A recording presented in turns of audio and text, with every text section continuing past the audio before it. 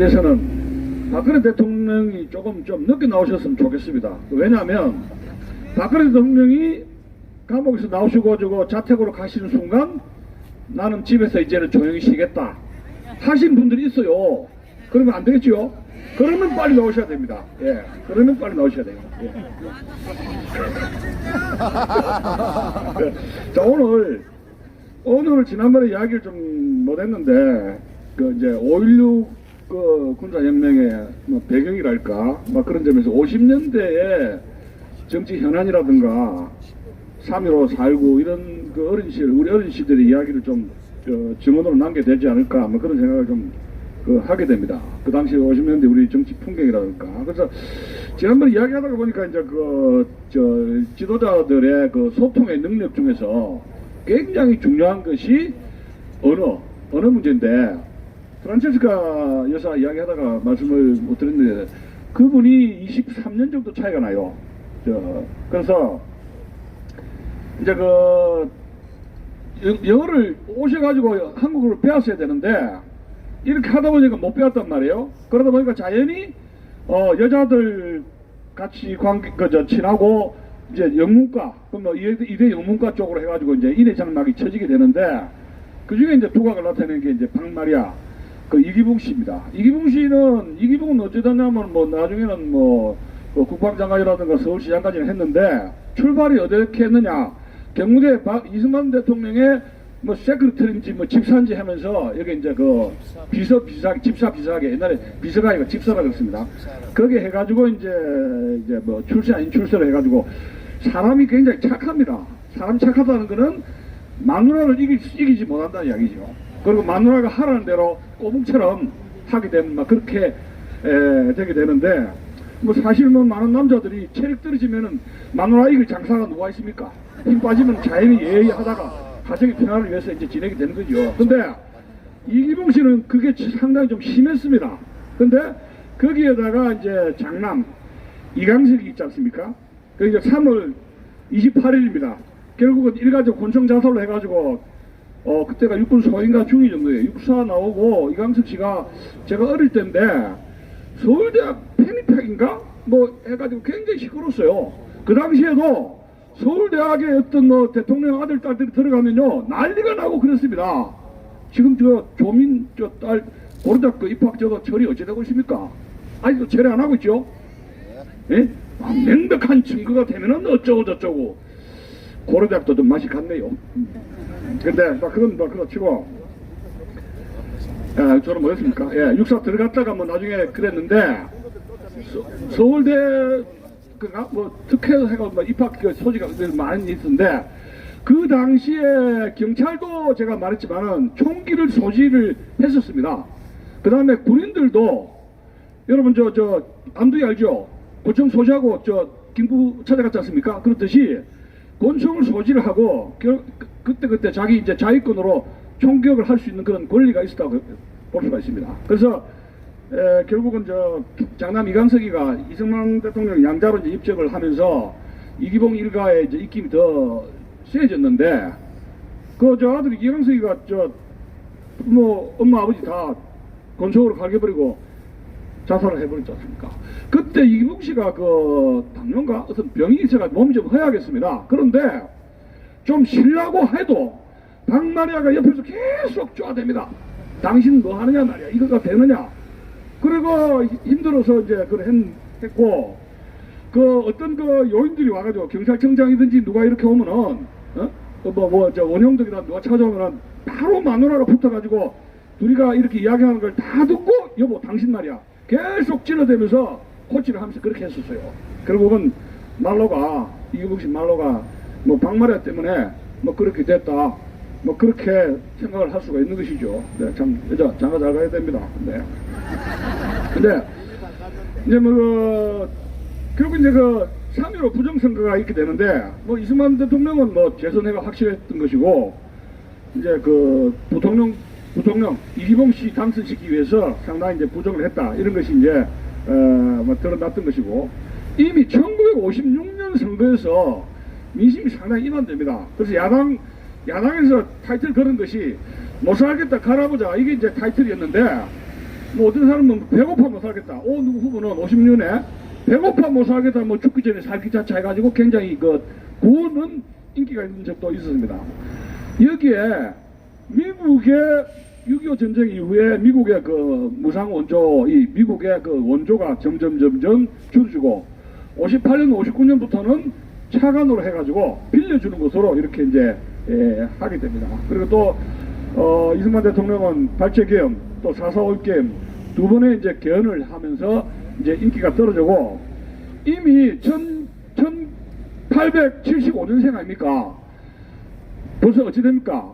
저 대통령이 되었을 때 나이가 몇 살요? 73. 73세 오버가 됐다는 얘기요. 우리 같은 경우에는 70 정도 되면 지금 팔팔한데 약이 좋아가지고 비아그라도 있고 약도 많아가지고 좀 70대도 쌩쌩하지 않습니까? 근데 50년대 70이라면은 상당히 지금 맛이 간 나이라는 말이에요. 그런데 이미 그분이 대통령을 12년 했는데 80 몇 세? 85인가? 그러답니다. 그러니까 1875년생이면 거기에다가 1960년 빼면 어찌 됩니까? 25 하면은 85세가 됩니다.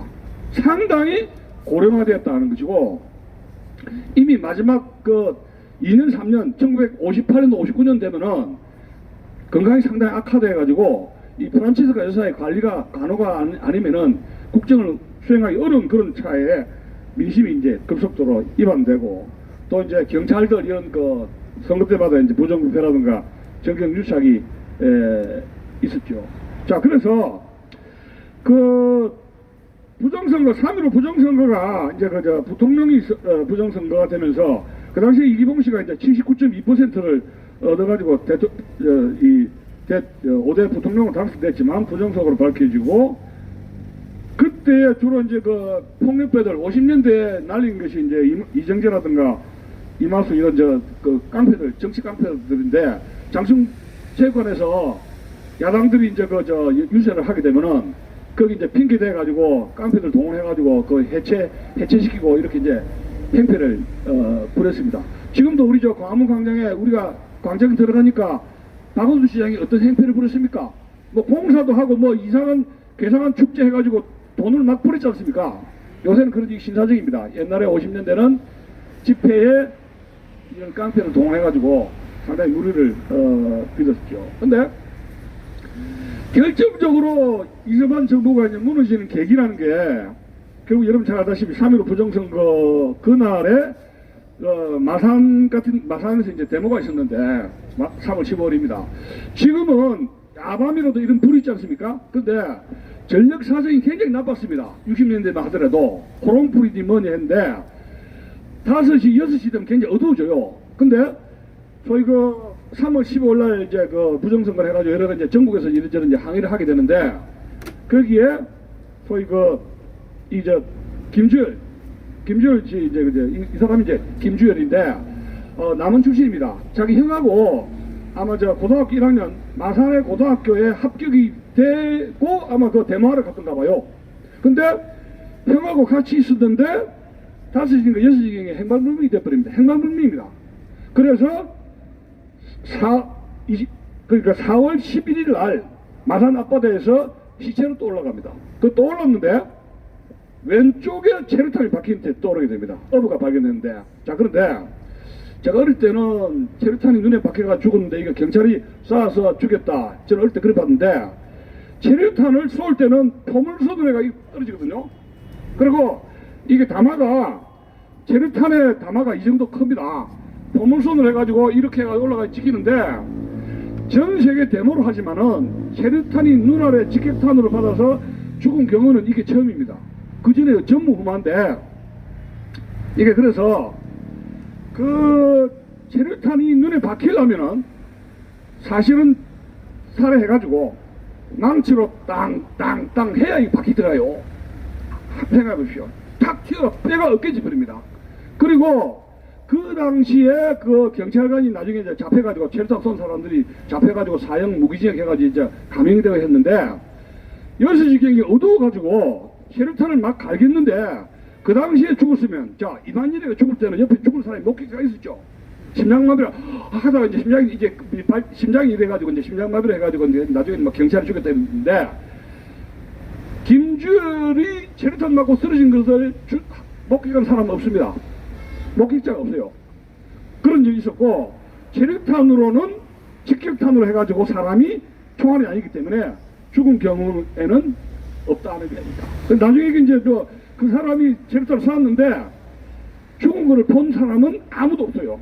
자, 그래서 그런 일이 있었고, 어쨌든 간에 4월 10, 이제 그 부산일보에 나오고, 동아일보 조선일보 나면서 이제, 4.19 혁명의 도화선이 되었던 것이고, 선거는 국회에서 이제 무려 처리되고, 경찰이 이제 학생들이 경무대로 쳐들어오니까, 경찰이 결국은 발포를 해버립니다. 제가 그랬죠.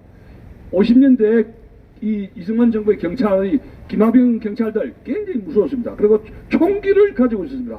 갈겨 가지고 나는 병원에 부상자가 나오고 병원에 이제 있으니까 이승만 대통령이 가서 그 참상을 목격하고 그리고 결국은 4월달에 사임을 했던 것이죠. 이미 50년대 말에 이승만 정권이 언론 장악에 실패를 합니다. 가장 이승만 정권을 괴롭힌 언론이 경향신문 알지 않습니까? 조선동아일보입니다. 그래서 경향신문이 58년에 폐간이 돼 일시적으로 얼마나 지금 한겨레 신문 이런 것처럼 모든 사사건건 이제 반대하는 논조를 써가지고 결국은 이제 경향신문 같은 경우에 이제 폐간을 시키고 또 그것이 이제 언론 탄압이다. 그렇게 됐던 것이고 또 58년도에 이제 그 유명한 그 진보당 사건 조봉암이 초대 그 농림부 장관 했지 않습니까? 원래 그 공산주의자였던 것인데 농림부 장관 해가지고 6.25 직전에 우리 남한의 농지개혁에 큰 공을 세운 게 조봉암 농림부 장관이었습니다. 그 당시에 농림부 장관이 그 당시에 경제기획원 장관 이상으로 굉장히 힘이 있었습니다. 국무총리 다음에 힘이 센 게 누구?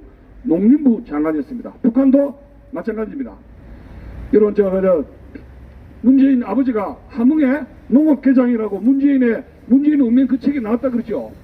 근데 문재인 그 새빨간 거짓말을 저는 거짓말이라고 보는데 아버지는 절대 공산주의자가 아니라 그렇습니다. 여러분 함흥의 농업개장이 공산주의자가 아니면 그 농업개장 할 수가 있습니까? 어림도 없어요. 어림도 없다고요. 없어요. 그런 새빨간 그런 이야기 하면 안 되죠. 네. 그래서 이제 그 당시에 58년도에 그 조봉암 진보당 사건이 있었는데 양명사이로부터 정치자금을 받았다 뭐 이리저리 했는데 교수형이 체포했습니다. 58년에 진보당 사건으로 그 조봉암을 구속시키고 대통령 선거에 1차, 2차 한 2번 나왔어요. 그러면서 인기가 점점 올라가겠습니다. 평체도 좋고 인물도 좋고 그래서 사형시켰는데 미 대사관 쪽에서 죽이지 말라고 여러 차례 그래 했던가 봐요. 자, 이승만 대통령이 미국한테 미핀 이유는 한국이 평화선을 만들어서 일본과 대립각을 세운 거 하나, 일본과 국기 정상화를 안 했다는 거 하나, 두 번째 평화선이죠. 세 번째 조봉암 같은 소위 민주인사들 탄압했다. 그런 이야기입니다. 미국의 동북아 정책에 협조를 안 했다. 예, 그런 것이었던 것이고. 그러면서 이제 대한 원조가 삭감이 됩니다. PL 408을 해가지고 삭감이 되고, 마지막에는 3.19 부정선거 터져가지고 4월달에는 주한미 대사 메카나기가 결정적으로 역할을 합니다. 아예 경무대를 방문해가지고 대통령 각하 잠시 하와이에 잠시 쉬십시오. 곧 다시 데리고 모시겠습니다. 아 그래? 가야지. 미군 비행기 탑니까? 타고 하와이에 가는데 그것이 마지막에 줄인 당신도 몰랐죠. 근데 그 다음에 이제 미 대사가 그런 역할을 했고 군부 한국 군부가 중립을 지켰다는 겁니다. 경찰이 갈겼죠. 많은 사상자가 났습니다. 자 군대가 돌아왔습니다. 계엄에서 결국은 그 당시에 그 참모총장이 송효찬 장군인데 아마 그 당시 아마 중장 정도 될 겁니다. 그리고 박정희 대통령하고 나이가 거의 비슷합니다. 근데 일본 육사에서 뭐 별을 다룬 단 인물인데 다행히 송효찬 장군이 군대가 돌았지만은 그 정치적 중립을 지켰다 하는 점이고 이제 그 이승만 박사님이 그 당시에 12년 집권했으면 자 사립대학의 초대 총장은 죽을 때까지 해요. 저 온광대가 알죠? 온광대학교. 원광대학의 제가 알기로는 초대 총장님이 돌아가실 때까지 총장을 하셨습니다. 박길진 총장님. 사립 때뿐만이 아니라 냉전 이후에 신생 국가들의 초대 대통령들은 거의 다 장기 집권해요. 왜냐하면 나라가 진정이 안 돼 있기 때문에. 뭐 오스만 터키 같은 케말파샤가 쿠데타 혁명을 일으켜가지고 대통령이 됐지 않습니까? 그 사람이 죽었을 때 대통령 집무실에서 죽었어요. 간암으로 죽을 때까지 했어요. 죽을 때까지. 케말파샤가. 그래서 신생 국가의 12년이 독재자냐 장기 집권이냐, 미국이라든가 유럽의 민주주의를 오래 한 나라에 비하면 12년은 굉장히 좀 긴데, 제3세계 2차 대전 이후에 나라를 건국한 나라들의 초대 대통령이 12년 했다 하는 것은 그렇게 크게 오래 했다는 통계는 아니라 하는 점을 말씀을 드리는 것입니다. 그리고 이제 이승만 대통령이 이제 초원을 했다가 이혼을 했던 것이고, 이승만 대통령은 이런 여성관이 갖고 있어요. 여자는 말이 많고 수다 떨면 골치 아프다. 마누라로서 애인 상대를 모르겠습니다만, 근데 여자는 마누라는 말이 많아서 골치 아프다. 이런 생각해서 이제 굉장히 역필동부 남존여비 사상이 좀 있었는데, 결국 이제 이혼을 하고 자식은 이제 미국에 와가지고 결국 이제 죽게 되고 그래 되는데, 1934년에 이분이 이제 오스트리아 비엔나 가가지고 그 당시에 비엔나 신문에 독립운동가로서 이승만 박사 이래가지고 신문이 좀 났던가 봐요. 그래서 이제 다방 같은 데서 레스토랑에서 프란체스카 여사와 그 엄마를 만나게 됩니다. 1934년 이야기입니다. 근데 프란체스카 여사가 그 당시에 나이가 23년 연하라 그랬지 않습니까? 1900년생입니다. 25년 차이네. 자, 그러되면은 이게 아버지 나이인데 이 애정을 느낄 수가 없지 않습니까? 그런데 잘했는가 봐요. 이미 이혼한 상태입니다. 프란체스카 여사는 어느 사업가와 자동차 경주하는 사람하고 결혼했다가 3년 만에 이혼을 했고 그랬는데, 굉장히 영어, 독일어를 잘하고 타이프를 잘 쳐요. 영어도 잘하고. 그래서 이제 이 연애를 하다 보니까 그때 아마 이명신 알죠? 중앙대학교 초대 설립한 분. 그분이 이승만 박사하고 계속 이제 가까이 이렇게 이제 결혼할까 말까 이런 그런 상태였습니다. 러브 스토리 같은 건 시간 관계상 날씨도 춥고 하니까 자세히 말씀 못 드렸는데, 46년 1월 달에 프란체스카 여사는 집안에 뒷정리를 겸 해가지고 하와이 뒷정리를 해가지고 이승만 박사님이 10월 말일에 좀 늦게 도착을 합니다. 자기 남편보다도. 근데 딱 오니까 대통령실에 설거지라든가 이런 한 여성이 있었습니다. 그 여자가 이명신이냐면 이명신하고 프란체스카 여사는 나이가 동갑입니다. 이 프란체스카는 타이피스트, 또 음식쿡, 또 마누라, 비서로서 1인 사역을 했단 말이에요. 그래가지고 당장에 이명신을 내쫓아버립니다. 그래서 이제 어떤 말까지 나오냐 하면은, 경무대에 치마를 뚫는 여자라면 한리든지 천리든지 이승만 박사를 접근하기가 아주 어렵게 돼버립니다. 3개월 동안에 무슨 일이 있었는가는 아무도 모르죠. 그렇지만 프란체스카 여사는 상당히 할아버지가 된 나이인데 굉장히 경계를 하게 됩니다. 여자에 대해서. 그것도 이승만 대통령이 일반 대중과 소통을 할 수 없게 되는 원오브리전, 원오브댐, 원인 중에 하나가 되었다 하는 점입니다. 프란체스카 여사가 한국말도 모르죠. 여성도 치마만 둘러보고 카트내버리죠. 그러니까 이승만 대통령은 자인이 국내 국제정세는 신문을 봐야 알지 않습니까? 신문을 봐야 되는데 나중에는 말년에는 신문이 경향신문 같은 이런 신문들이 정권을 자꾸 까는 이야기를 하니까 찡그리고 고민도 하고 이런 하니까 아예 자기 남편의 건강을 위해서 신문도 못 보겠다 그래요. 자, 프란체스카 여사는 이런 말을 합니다.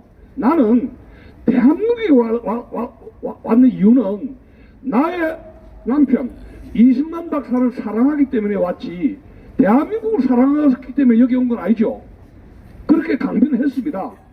그런데 그런 인식이라는 것은 대통령의 건강까지도 챙겨야 되는 부인의 입장이 오버가 되어버리니까 결국은 이승만 대통령의 소통에 심각한 문제를 초래하게 됐다. 그런 말씀을 드리는 것입니다. 원래 그 이승만 대통령이 처음으로 이제 결혼을 해야 되겠다는 분이 이명신인데, 그 프란체스카 여사보다는 나이가 한 살 많습니다. 1899년생인데 첫 결혼 상대자고 일단 이제 이혼을 한 상태고, 프란체스카 귀국 전까지 이제 비서를 했죠. 석 달 동안 비서를 했습니다. 그러고 나서 초대 정권대사, 초대 상무부 장관, 중앙대학교 초대 총장을 하셨습니다. 근데 뭐 이 박사 이렇게 이제 여성관계를 좀 보면은 이승만 대통령은 여성에 대해서 그렇게, 여성을 그렇게 뭐 빠지거나 그렇게 좋아하시는 분은 아닌 것 같습니다. 그리고 너무 국가가 위중했기 때문에 뭐 연애할 뭐 그런 시간도 없고 감정도 일어나지 않았다, 이렇게 볼 수가 있습니다. 어쨌든 그 4.19 혁명이 이제 터지게 됐는데, 이 그 4.19 혁명이 그 당시에 4.19 저는 학생 의거라고 저는 배웠는데, 점점점 이게 이제 교과서에서 4.19 학생 의거에서 4.19 혁명을 해가 지금은 혁명이라는 말을 쓰게 됩니다. 그 4.19 혁명의 주도는 학생들, 시민들, 무산자 계급들, 뭐 민중 이렇게 볼 수가 있는데, 그 왜 이게 혁명이 일어났느냐, 북한은 왜 혁명이 일어나지 않느냐, 이런 걸 생각할 수가 있어요. 근데 50년대 참정권이 대폭 확대가 되지 않았습니까? 여성 참정권이라 해가지고 뭐 남녀 그 참정권에 평등하게 됐죠. 그 다음에 무상교육. 제가 어릴 때는 이게 국민학교 교육이, 어릴 때는 제가 이거 무상교육이라 해가지고 책도 공짜로 주고 했는데, 이거 뭐 당연히 준 게 아닌가, 이런 생각을 하게 되는데, 지금 지나고 보니까 이승만 대통령이 그 업적이라는 것이 참정권 확대하고 무상교육을 확대한 것, 미국이 원조를 주면은 그 교육에 투자에 국가 예산을 많이 썼다는 점이죠. 그러면 결국은 국민들 하여금 그 계몽을 해가지고 교육을 잘 많이 시켰기 때문에, 제가 50년대 제가 국민학교 그 담임 선생님 5학년 6학년 선생님을 제가 잊을 수가 없는데, 그분들이 학교 교실에서 대한민국이 민주화가 되려면은 이런저런 더 시정돼야 된다, 그런 열망이 있었어요. 중학교 고등학교 때도 마찬가지죠. 사회 교과서 국사 교육과 선생님들이 우리나라 민주화로 더 가야 된다, 그런 열망이 있었다 하는 점입니다. 그러니까 학교 교육, 민주주의를 가리키는 학교 교육과 정치 현실의 괴리가 생길 수밖에 없었고, 더 큰 문제는 농촌 사회는 고리체 대금으로 힘들어하고, 도시는 결국은 대량 실업군을 양상을 하게 돼요. 도시에는 대학을 졸업해도 직장을 가질 수가 없는 그런 상태에서 그것이 한 10년 동안에 계속이 되었고, 또 국민들, 우리나라에서 최초로 먼저 유학을 간 것이 학생들도 아니고 관료도 아닙니다. 누가 먼저 갑니까? 6.25 전쟁 끝나고 나가지고 6개월 1년 단위로 소령, 중령, 영관급 장교들이 6개월 내지 1년을 미국 웨스트포인트, 버시전 밀리테크 가가지고 교육을 받지 않습니까?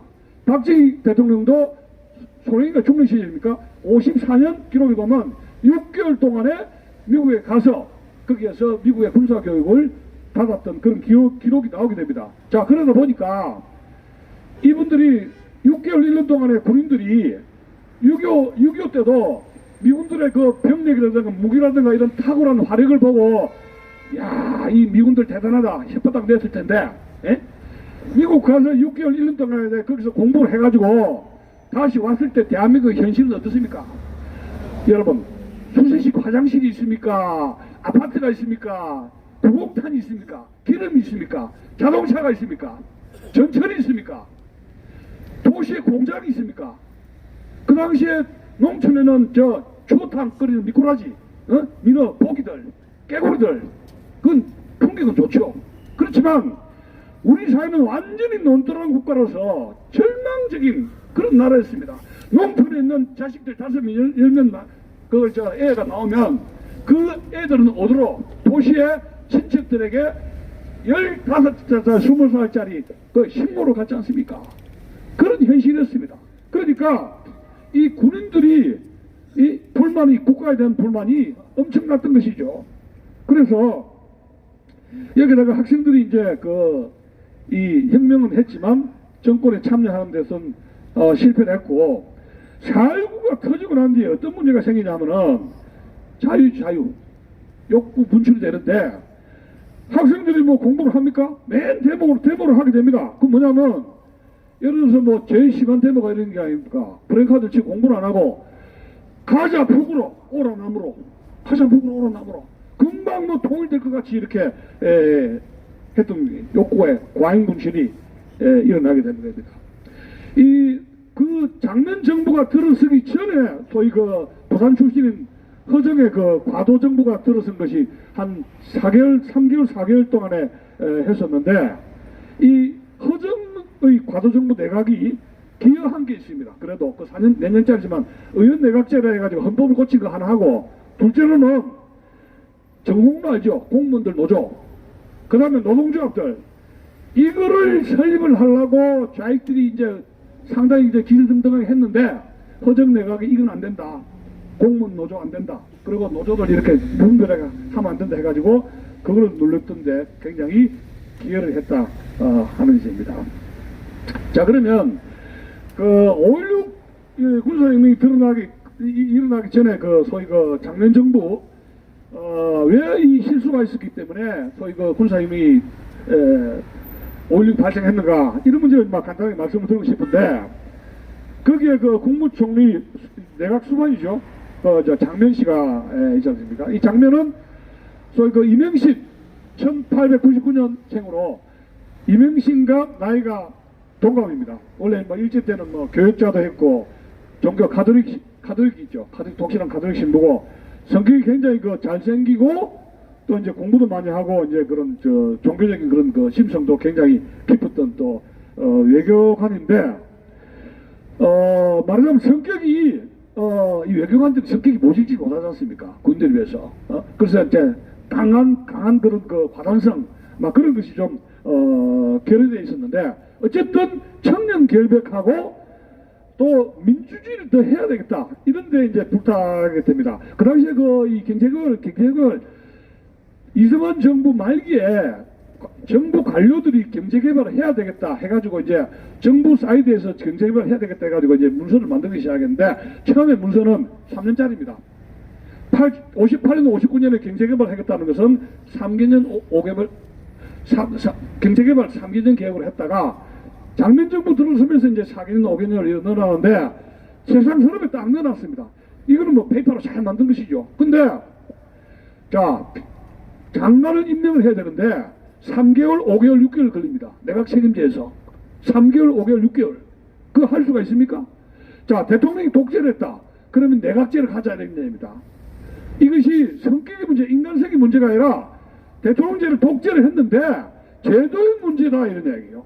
그래서 내각제로 바꿔버렸습니다. 지금 뭐 내각제로 해가지고 이런 일이 많이 나오지 않습니까? 근데 제가 감히 말씀드립니다만은 분단 국가에서 내각제라는 것은 굉장히 위험하다는 이야기입니다. 내각제는 굉장히 위험하다. 분단 국가에서 우리나라 같은 이런 나라는. 그래서 이 제2공화국은 약 한 8개월, 9개월 하게 되는데 장관 취임도 어렵고 그 다음에 이제 신파, 구파에는 윤보선을 대통령으로 했고 그 다음에 실권자인 국무총리 장면을 통해서 이제 내각을 핸들링 하게 되는데 윤보선 대통령이 얼마나 실권이었고 불만이 많았으면은 여러분 저 박정희 소장이 한강 그 다리가 한 개가 두 개밖에 없었거든요. 3,500명의 해병대를 끌고 들어왔을 때 이걸 그 소식을 듣고 한 말이 윤보선 대통령 한 말이 있습니다. 드디어 올 것이 왔구먼. 그러면서 몇 시간 동안에 아무런 조치를 취하지 않습니다. 자 이것은 이 5.16 거사에 대해서 찬성이냐 반성이냐 반대냐 하는 그런 그 논란이 생기게 되는데 시간이 계속 지나가면서 결국은 이 5.16 여기에서 이제 방조를 하게 되면서 그 당시 장면이 어떻게 되냐면 성당으로 튀는 거 알죠?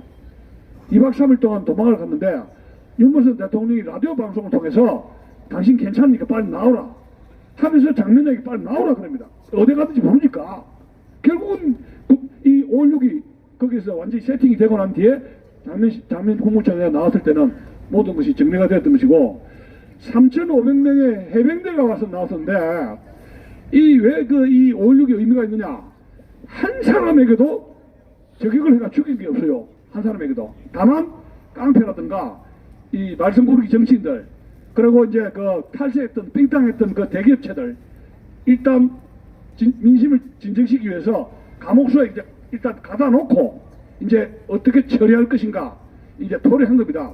그래서 결론적으로 말씀드리자면은 박정희 그때 그 소장이죠. 그때는 국가재건회의 그 부의장 역할을 하게 됩니다. 네.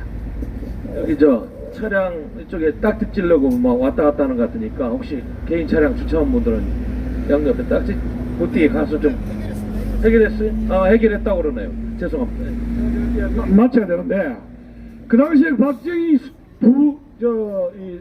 부의장이죠. 부의장이 투스타인데 45시, 46시입니다. 케네디와 동갑이었습니다. 장도영 씨가 장도영 장군이 최고회의 그 당시 의장이었지 않습니까? 그런데 제가 이제 마지막으로 말씀드리고 싶은 것은 45세 군인들이 정신하게 되는데 이걸 잘 모르지 않습니까? 그래서 그 비서 역할을 하고 있는 누굽니까? 포항제철을 했던 박태준 씨가 비서실장으로 들어간 거예요. 근데 그 5.16 거사에 박태준 씨 이름을 빼놨습니다. 아니 카카 이거 왜 내 이름을 빼놨습니까? 하니까 박정희 소장이 이런 말을 했습니다. 만약에 내 거사가 실패를 하면은 당신이 내 가족들을 책임지기 위해서 당신 이름을 뺐으니까 섭섭하게 생각하지 마라. 그렇게 한 겁니다. 생각이 깊은 것이죠. 그 다음에 두 번째 뭐냐면 저 대기업체들 탈세한 기업체들 어떻게 처리할까 하니까 그때 이명실 씨가 아이들 중고예요. 그 잡아가지고 때리지 말고 징역 살지 말고 그 대신 제값을 치르기 위해서 풀어줘서 국가가 원하는 공장을 만들고 기업을 활성화시켜라. 그래서 박태준 씨가 그 아이디어를 박정희 자기 그 부의장에게 말하니까 아 그렇게 하지. 그 부하와의 소통 그걸 이야기하는 거예요. 그걸 하자. 그래서 그다음에 이제 세 번째 지식인들이 있을 거 아닙니까? 관료들 보니까 캐비닛에서 경제개발 5개년 계획 그것이 녹이 슬었다 얘기 한 장 곰팡이가 껴있다는 얘기요. 그래서 지식인들한테 물어보니까 이거 어떻게 되느냐 나라 살릴 제일 먼저 해야 될 게 뭐냐 경제개발 5개년 해가지고 배고픔을 해결해야 됩니다. 그러니까 박정희 소장이 생각한 거하고 똑같지 않습니까? 그래 합시다. 그렇게 된 거예요. 간단하게 모든 문제를 막 목에 힘주고 이승만 대통령이 굉장히 목에 힘주고 그랬잖아요. 내가 박사다 뭐 해가지고 그래가지고 일본도 뭐 니까지 일하다가 이 백성들이 배가 구룩구룩 10년 동안 고생했지 않습니까? 근데 박정희 대통령은 부하와의 소통 그 다음에 뭐예요? 자존심이 실용이에요. 정치는 실용주의. 이명박 대통령은 중도 실용주의가 아니라 반공실용주의라는 이야기예요. 반공실용주의. 우리의 적은 국제공산당이다 이게. 북한, 러시아, 중공. 그러면 옆에 조금 과거에 문제가 있었던 사람들 일본이라도 이걸 우리 편으로 해가지고 그 사람들 자본과 기술로 해가지고 대한민국을 좀 돌려가지고 좀 배워가지고 삼성이 왜 올라탔습니까? 일본의 기술을 처음에 해가지고 다 배웠잖아요. 예? 그러면서 항상 삼성은 맹세한 게 있습니다. 내가 반드시 일본의 기술을 이기겠다.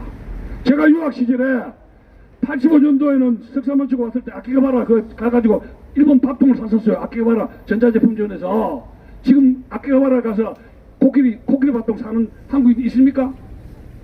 그 일본의 자본과 기술을 해가지고 우리가 일본 차고 바로 올라타고 지금 경제 강국이 된 거 아닙니까? 네, 맞습니다. 그런데 그 기반을 만든 사람이 실용주의 정책, 반공 실용주의 정책을 만든 기반을 만든 실용주의 정책을 만든 그 지도자는 바로 박정희 대통령이다 이런 얘기예요. 그래서 5.16이 아니었다면 한 명도 이걸 갈기거나 그냥 사람을 죽이지 않았습니다. 무혈혁명. 예? 그래서 우리는 박정희 대통령의 5.16 거사가 아니면 오늘날의 대한민국이 있을 수가 없었다 얘기예요. 그래서 우리 박정희 대통령의 정신을 이어받아 열심히 투쟁합시다. 감사합니다. 네, 어떤 내일은 일정을 좀 안내해 드리겠습니다.